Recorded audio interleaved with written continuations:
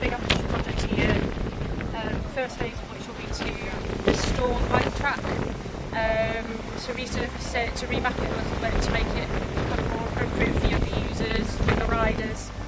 We've had some great feedback today from the kids of the Cyngor Ysgol Amlwch, who have kindly come down to give their time and their feedback about what they'd like to see. I'm quite excited to say that this is going to start next week, which is fantastic.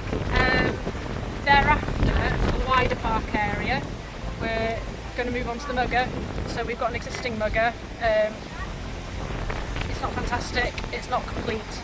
So the next phase of the funding that we will arrange will be to go to complete the mugger, and then we're going to be looking to get some lights in and some demarcation and just do everything to make it a really safe, usable amenity for riding on and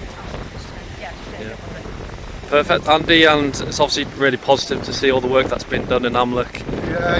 I think this is great, and the most important part, as well as what work the officers have been doing here, is having that involvement with the school children, and they're going to pass it down through the school council, so as many young people's voices are going to be heard in shaping further developments of the site. I think that's really key for this project. You know, it's such a lovely, windy but open space, and for the plans that are being put in place, it's a really positive thing for Craig and Amlwch as well. So really pleased with that. Many thanks to yourself for doing all this work. Thank you. It's obviously it's not a solo, this is a massive collaboration. There are several partner agencies, really fantastic. We've got Medraward, obviously we've got a housing involvement, the town council are involved, we've got loads of more active and really key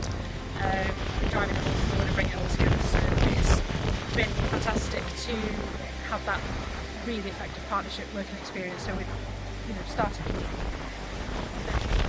talking about it in January, and here we are about to start